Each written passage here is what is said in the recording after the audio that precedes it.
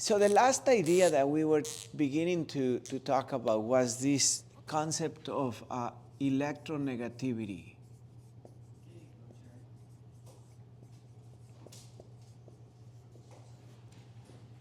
And we're going to use it a little bit today, but just to remind you, this is the attraction of an atom for electrons. And it's a numerical value. It's actually, as I mentioned to you before, a scale that was invented, if you will, by Linus Pauling. The trend in the periodic table, so if I draw a tiny periodic table here, is electronegativity increases in that direction. So this is the least, this is the most electronegative atom. And the more electronegative atom, the more greediness, so greed for electrons. Now, as you know, there's a zigzag in the table that separates the metals from the non-metals. And so far what we have discussed in this chapter is the compounds made when you have a metal interacting with a non-metal. They form ions, these ions attract each other, and you end up with these molecules, if you will, compounds that are called ionic.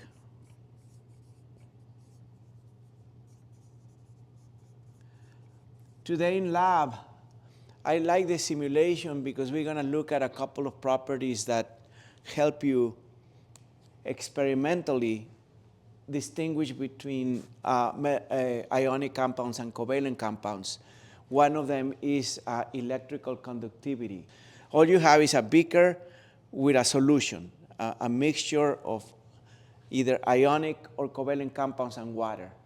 And then you ask the question, can this solution allow the transfer of electricity, the flow of electrons? If it does, the compound is ionic. If it doesn't, the compound is covalent. So just by looking at conductivity, electrical conductivity, you can distinguish between the two. So what we're going to talk about today are covalent compounds. If you recall, ionic compounds are a metal plus a non-metal. If we have a beaker here, and I put water, if it's pure water, which is a covalent compound, then I can put actually two electrodes. So I have an electrode here, an electrode there, and somewhere on top of this, there is a light bulb. And of course, there's a battery there. But these guys are not making contact. You have a circuit that is not closed. So there's no contact between these two electrodes. In other words, the battery is sort of disconnected. What's going to connect the battery? Well, what is going to connect the battery is the solution that is in here. Before we put anything in here, we have just water. So when I talk about a solution, it's not solving a problem. It refers to a mixture of water. So I'm going to be very specific here. It's going to be an aqueous solution when water is the solvent. And a solution is defined as the solvent, in this case H2O, plus a solute, something that is mixed with the water. Does that make sense so far? So now, in this beaker, if I put nothing but pure water and I insert this little device, this light bulb is not going to turn on because there's no flow of electrons, as you pointed out. Now, why is there no flow of electrons? Because there's no positively and negatively charges in here. There's nothing that allows or attracts those electrons. It's not electronegativity. That's a little bit different. Maybe I was referring to conductivity. To conductivity. Now, conductivity is the property of a solution to transfer electricity, which at the end of the day is electrons, right? Now, but just to finish this little diagram, if I add NaCl, the compound, you know that NaCl is ionic because it has a metal, sodium. When it gets mixed with water, NaCl separates into Na plus and Cl minus. And there's millions of them, billions. That charges, those ions, allow for the flow of electrons. And when you put this little device in a solution that contains an ionic compound, the light bulb lights on. If the compound that you put in the water mixed with the water is covalent, no light. Okay? So we're going to do that in lab today. And I think it's going to become a little bit more clear. But for now, I don't know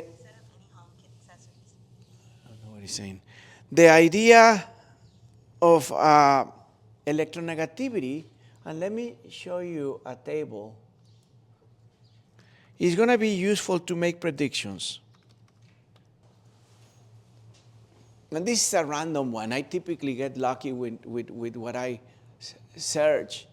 The numbers that you see here, so you see the periodic table, same shape, same arrangement, hydrogen on the top of the first period, group, period 1, group 1.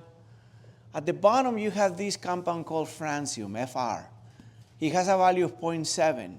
This 0.7 is an electronegativity value. It's how greedy francium is for electrons. The larger the number, the more the greed. The more that atom is going to say, I want electrons.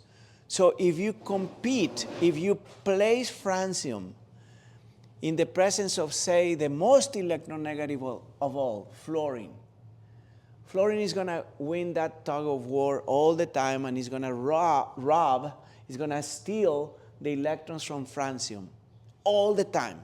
Francium is never going to win that battle for electrons. Fluorine will.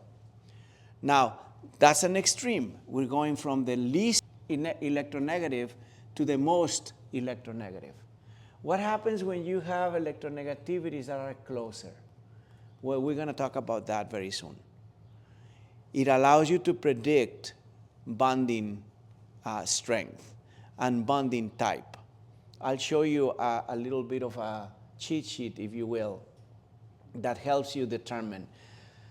Please don't overcomplicate it.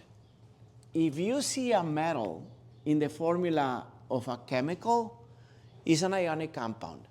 You don't go beyond that. You don't have to analyze anymore. If there's no metal, if there are only nonmetals,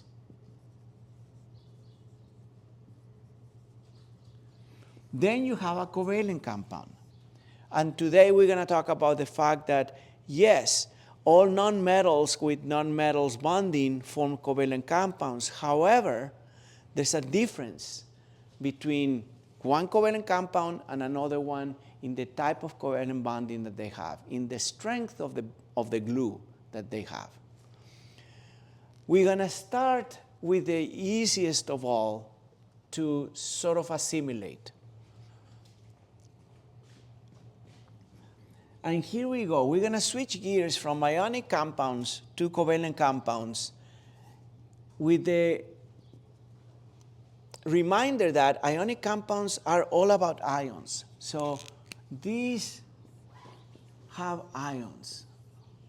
These guys do not have ions. No ions. No ions are involved in these compounds.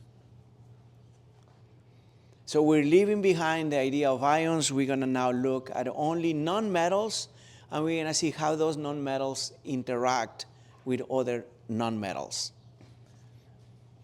Okay, can I erase the board? So here we go. And I'll leave the electronegativity definition there for a couple more minutes, but let's take a look at a very simple covalent bond. So I'm going to put hydrogen here. And hydrogen coming from the periodic table, as you know, has one electron. Only one electron, right? Atomic number 1, 1 proton, 1 electron. Now, if I place a second hydrogen here, and I'm going to use a different color just to distinguish them very clearly. And I also tell you that that has only one electron, and I'm going to use a little X for that representation. When these two atoms come very close to each other, this red hydrogen feels the presence, senses the presence of this black electron. And this black hydrogen nucleus senses or feels the presence of this red electron. The black hydrogen is not willing to give away this electron. It's not going to transfer it. It's not going to make an ion. It's going to hold on to it. Same thing with the red hydrogen. It's not going to be willing to give this electron away and pass it to this one to form an ion. It's going to hold on to it. But because the overlapping of the shell of the red the red hydrogen, and the shell of the black hydrogen is so close, these two electrons form a new cloud, and now we have a scenario that looks like this. So we have this electron right there, and then we have the second one. I'm conveniently rearranging them so that you can visualize what's going on. They sort of come very close to each other. They feel the presence of both nuclei. This pair of electrons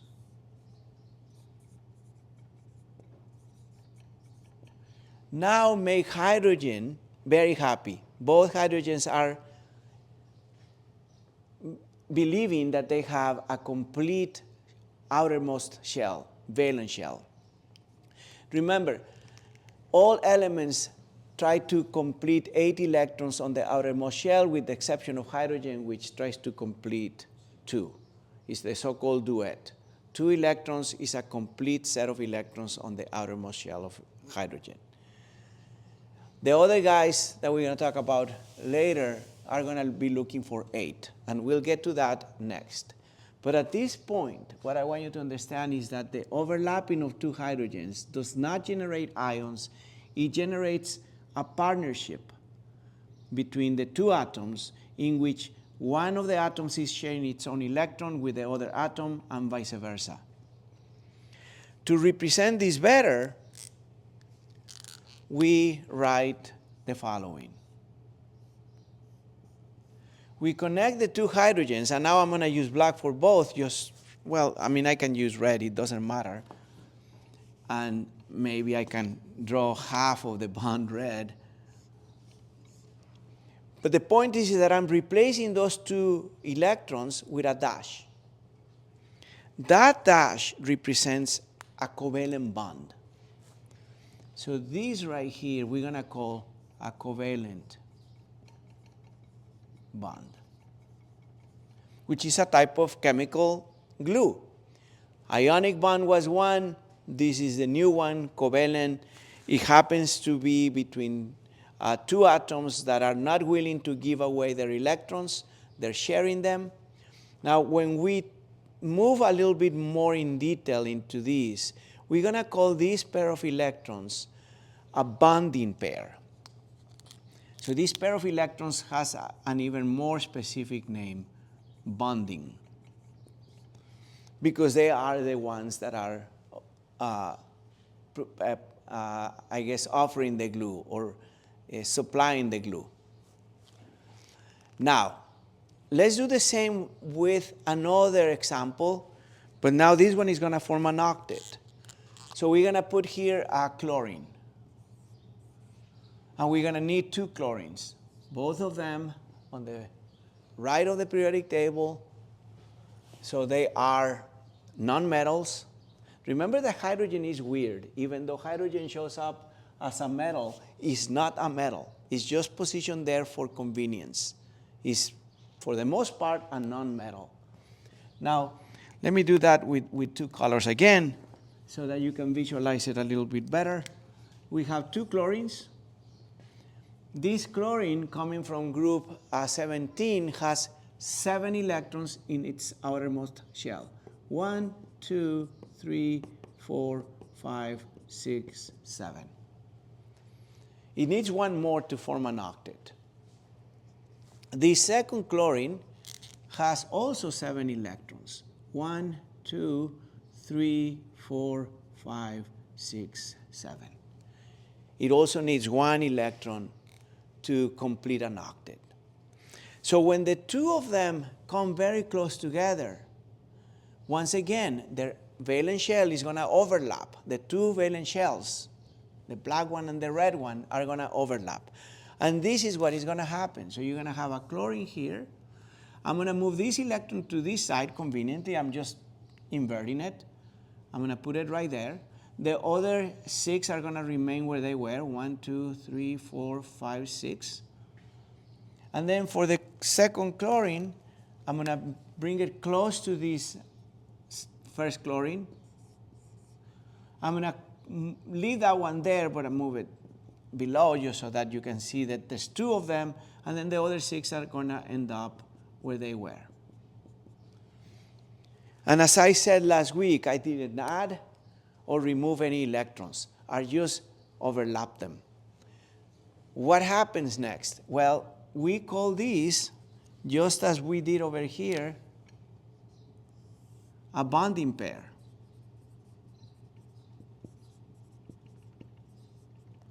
Of electrons. So you have a bonding pair of electrons, which we can conveniently represent with a dash. So we're going to have these, all of these electrons that are surrounding chlorine, other than the ones that are being shared, are going to be represented by the 2 dots. We're not going to change that. But I'm going to put here the second chlorine. There is a union, and here are the other 6 electrons. So I have replaced the bonding pair with a dash. That dash, going forward, is always going to be called the covalent bond. So if you see a dash between 2 atoms, you're going to think covalent bond. And if you see a dash, you're going to think 2 electrons, 1 pair of electrons per dash. So that dash, 1 pair of electrons, and that's where it's shown. Now, these other electrons, all of them, are called non-bonding pairs. And they're going to become important later. And of course, there's a bunch of them. But to distinguish the two, we're going to call the ones that become a dash bonding pairs. The ones that are not bonding, we're going to call them non-bonding. And there's another name, unfortunately. Also, we call them lone, as being lonely, lone pair of electrons. So lone pair of electrons, non-bonding, same thing. Now, when you look at this covalent bond, and you look at this covalent bond right here, the 2 atoms involved are identical, right? So hydrogen is identical to hydrogen. Chlorine is identical to chlorine. The electronegativity of hydrogen and hydrogen is 2.1. If we were to subtract the electronegativity, so I'm going to put here the electronegativity of this hydrogen, 2.1, and the electronegativity of this hydrogen, 2.1. If I subtract the 2 using this scale, I'm going to end up with a value. 2.1 minus 2.1 is 0, right? So the difference in electronegativity between the 2 atoms is 0 in this case. When we have that situation, we're going to have a special type of covalent bond that we're going to call, I think I can write with that here, non-polar covalent bond. And please bear with me and you'll see what nonpolar means. Okay? Now let's make this a little bit more interesting. This time we're going to combine not identical atoms, but two different atoms. And why not? We have hydrogen and chlorine here, so we're going to combine hydrogen and chlorine.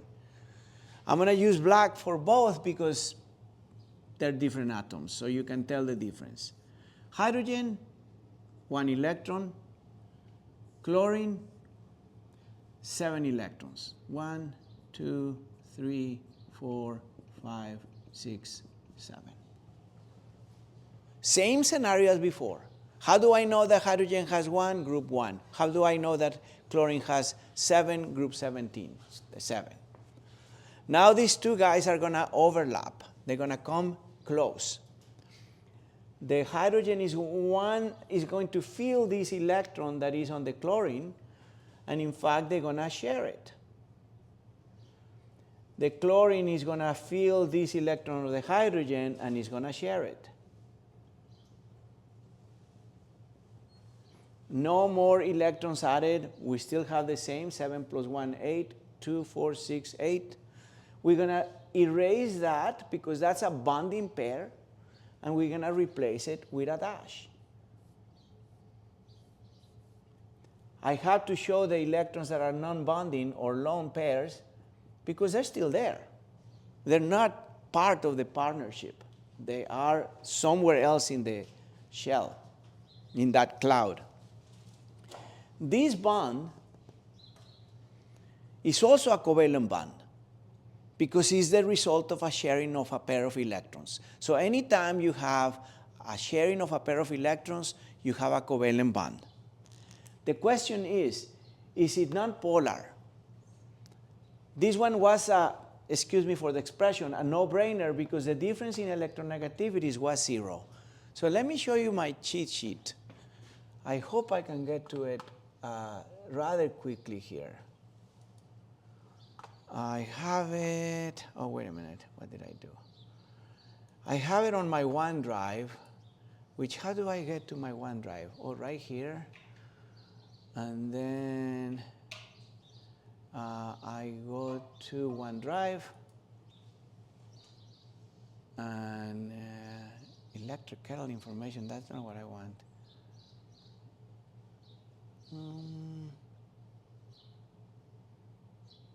These are all my notes. Open. Well, maybe I just find it again.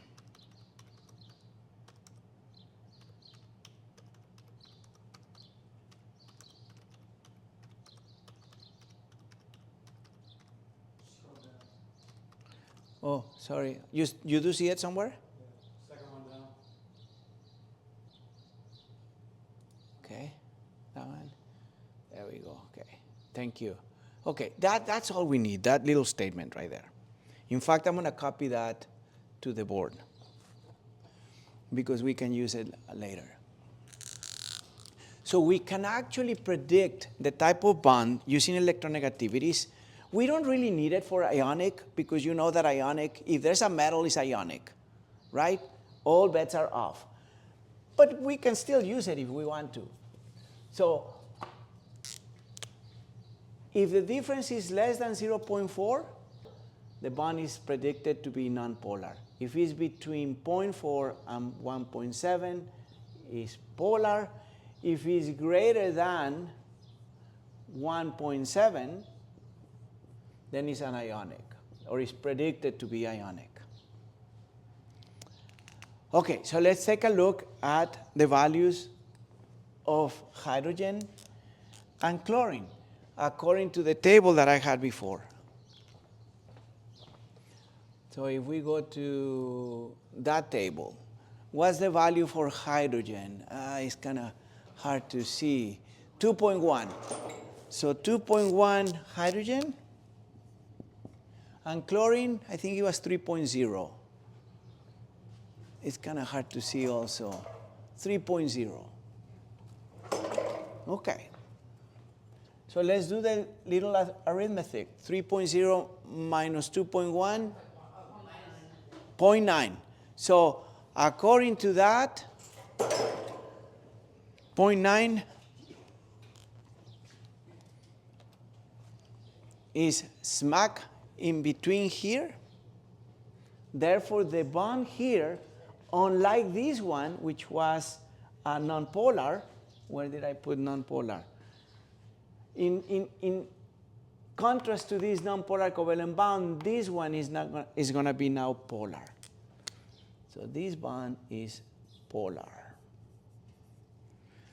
Let me erase that from there because that's not where it belongs.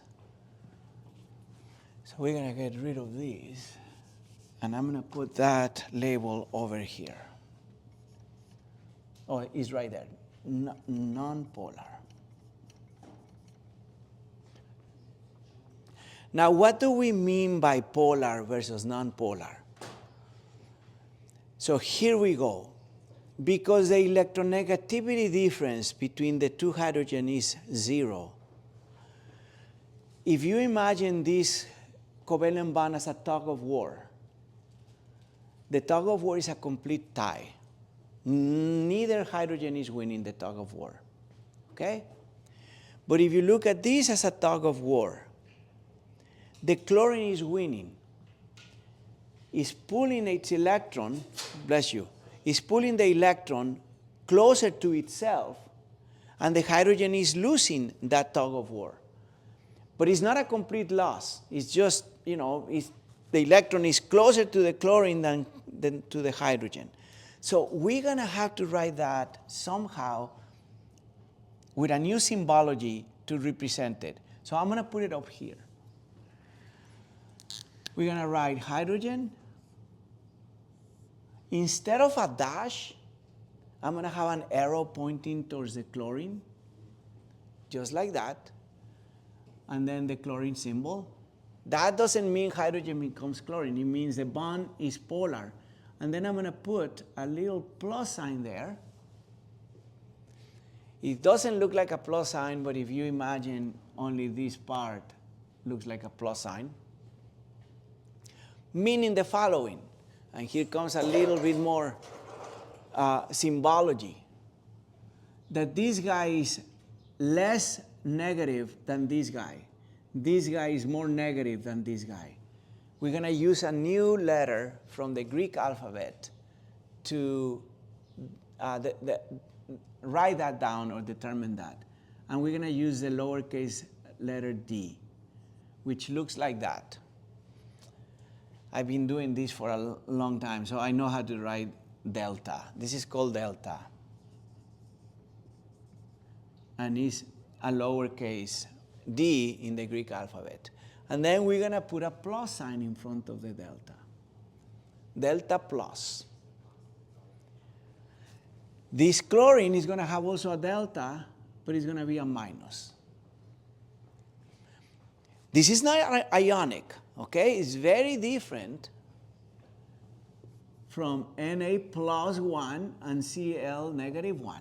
Those are formal, complete charges with a value of plus 1 and a value of negative 1. These are slightly positive values, slightly negative values. I hope you see it, they are less than 1. The value doesn't matter. The point is that they are not plus 1 or negative 1. They're just slightly positive. So slightly positive and slightly negative. Now, the more difference between electronegativities, the more polar the bond is going to be. And you're going to see the beauty of this very soon when we make some predictions related to a very important molecule, water.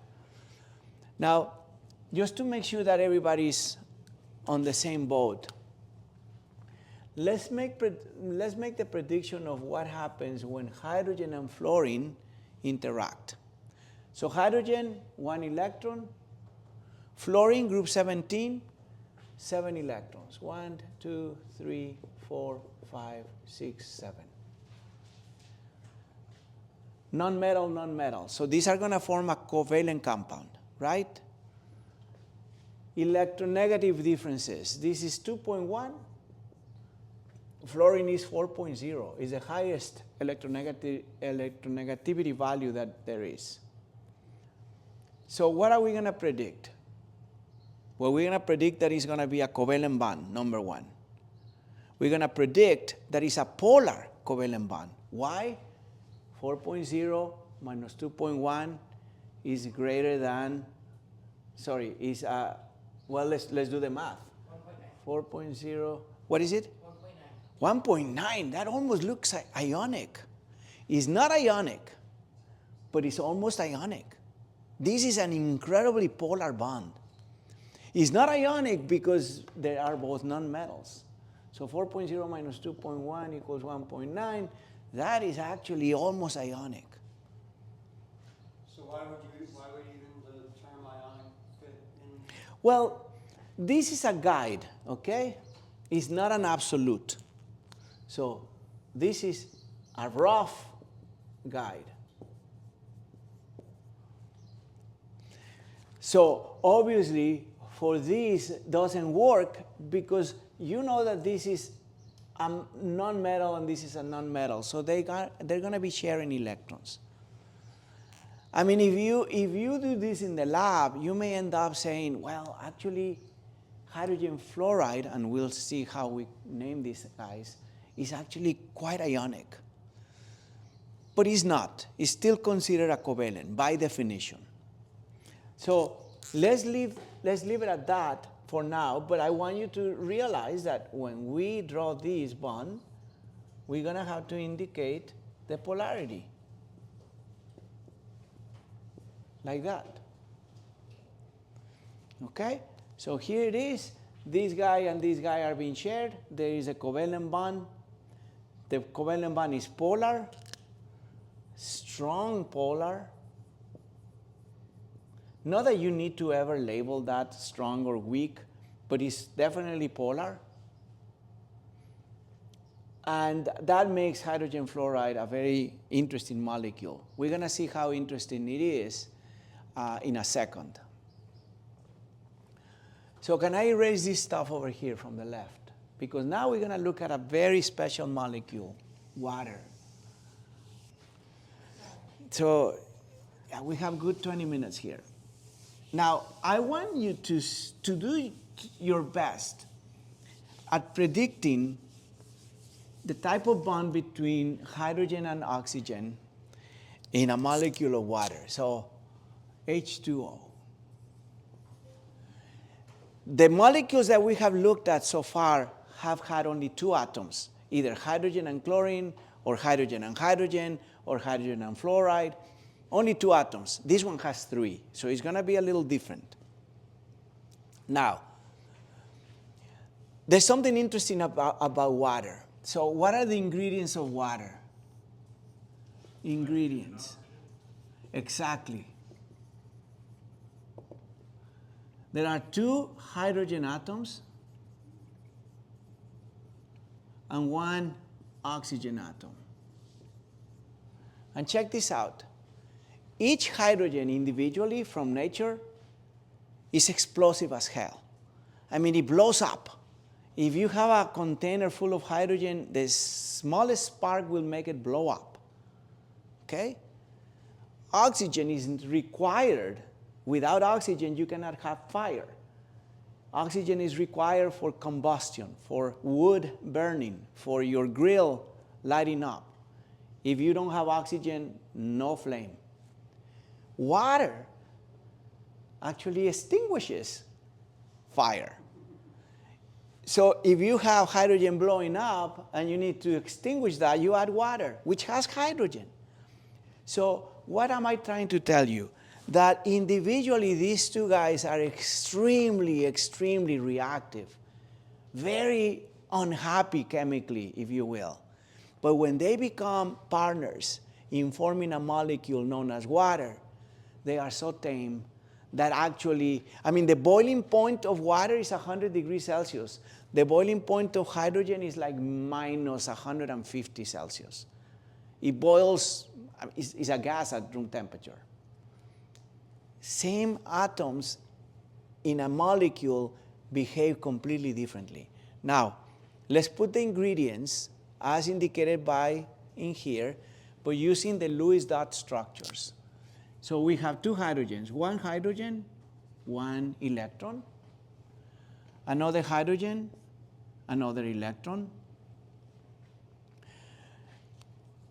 Let's put the oxygen in red, why not? One oxygen only. How many electrons in oxygen? 6, right? Group 16, 6. It's going to be 8. That's probably what you're thinking, because it is going to be 8. But here we start with 6. 1, 2, 3, 4, 5, 6. Okay. So these 3 guys are going to somehow form a partnership and become water. Well, the goal of these, both nonmetals, is to form covalent bonds. At least we can predict that. These are not going to be ionic. These are going to be covalent bonding. This one electron here senses the presence of this electron here, so they can form a pair. This electron here senses the presence of this electron here, so they can form a pair. So in the end, this is what it's going to look like. I'm going to bring them together as the final product, and then we'll change a couple of things. So we have hydrogen, a dot. I'm going to put the oxygen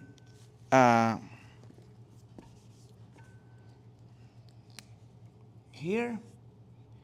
I'm going to put this electron right there, the other 6 there, there, and there, and finally that one. So that's still 6 electrons. 1, 2, 3, 4, 5, 6. The second hydrogen, I'm going to put it conveniently on the other side with the 1 electron.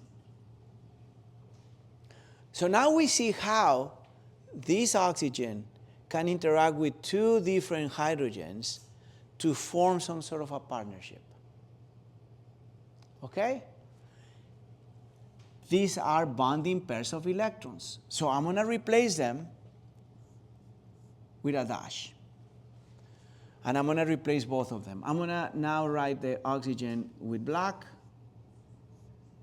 2 dashes, 1 pair, shared pair of electrons. 1 dash, that pair. 1 dash, that pair. 2 electrons there, 2 electrons there, 2 electrons there, 2 electrons there. That's water. Now, we're not done, because now we need to see if this bond and that bond, they're identical. They're both hydrogen and oxygen, oxygen and hydrogen. Are they polar or are they non-polar?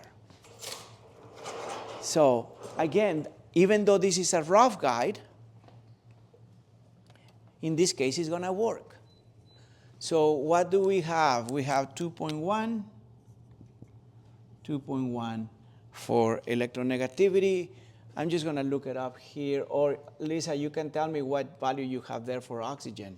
Actually, I thought I pulled up the same. That's fine. One you had. So it's 3.5? Oxygen, I had 3.78. Hydrogen is 3.04. Okay. I have a different table in front of me. I can use the values that you gave me. So let me put those. What do you have for oxygen? I mean, for hydrogen again? 3.04. For hydrogen? Yeah. 3.04? Yeah. Okay, that's 3.04. And for oxygen? 3.78. 3.78. Okay, I'm going to put the other values, not to confuse anyone, but just to make sure that we get the same difference, 3.0. So how they were obtained is probably what makes them different. So these are from one table, these are from Lisa's table. Let's subtract 3.78 minus 3.04. What is it? 0.7? 0.74, right? So 0.74 is the difference. Okay? What about this? 0.9. With either calculation, we are here, squarely in polar territory. And that's all it matters, because we're roughly trying to calculate it.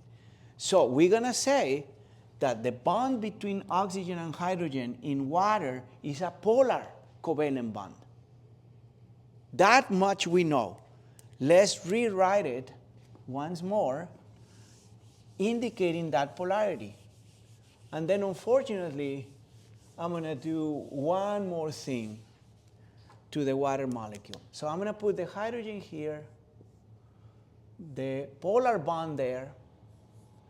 So here's the arrow pointing towards the oxygen. Why pointing towards the oxygen? Because this is more electronegative. This is less electronegative. So this is going to be slightly positive. This is going to be slightly negative. Okay? How would you indicate that it's for water, though? You need to... We're not done. Oh, okay. So now we're going to put the second hydrogen here. But instead of putting it in here, well, maybe I should. I'm going to put it where it has been determined to be, which is at a certain angle. So it's like an L-shaped molecule. So we have water with two polar covalent bonds. This is slightly positive. This is slightly negative. Now we're not done, because there's also that lone pair of electrons. There's two of them. So there's a lone pair of electrons here, and there's a lone pair of electrons there. This is slightly negative, slightly negative. Okay? That's the picture of water that best is going to predict how water is going to behave. Now, we obviously rarely write it that complicatedly. We normally just say, okay, here is water, and we're done. We don't put all of those details. I need those details so that you see the next property that is going to be very interesting. And that is the property of water, one molecule, to feel the presence of other water molecules. Okay? This is a little bit of a side note, so I need to go back to talking about covalent compounds so that we can wrap it up. But just give me 2 minutes and I'll show you what I'm talking about. If I put another water molecule here nearby, and I'm going to rearrange the hydrogens a little bit. I mean, it's still going to be L-shaped. This is still going to be slightly positive. This is still going to be slightly positive. These are going to be slightly negative.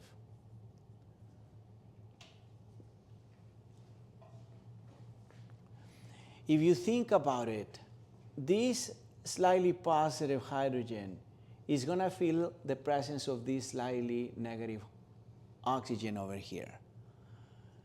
There's going to be a slight attraction. It's not a very strong one, but it's real. It exists. So I'm going to put that with a dash.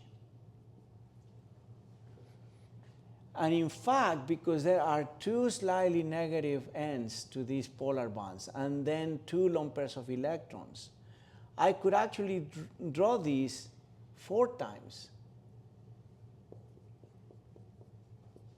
connecting one single water molecule to 4 water molecules. These are called hydrogen bonds. So this is hydrogen bonding. It's not a covalent bond. It's not an ionic bond. It's a new type of bond. When you mix things, water and anything else, or alcohol and anything else, sometimes things mix really well, right? But sometimes things don't mix. So if you try to mix oil and water, they don't mix. It turns out that polarity is going to help you make a prediction as to whether or not 2 substances are going to mix. If you have 2 substances and both are polar, they will mix. If you have two substances and they are both nonpolar, they will mix. But if you have a substance that is polar and a substance that is nonpolar, they will not mix, or at least they will not mix very well. Oil turns out to be nonpolar. Water is polar, so they don't mix. That's it. Now, what about this guy? This is polar, HF. HCl, what we were playing with before, HCl. Both are polar. They're going to mix with water very nicely. You can make that prediction and be 99.9% sure that you're going to be correct. So polar with polar mixes, nonpolar with nonpolar mixes, nonpolar and polar do not mix.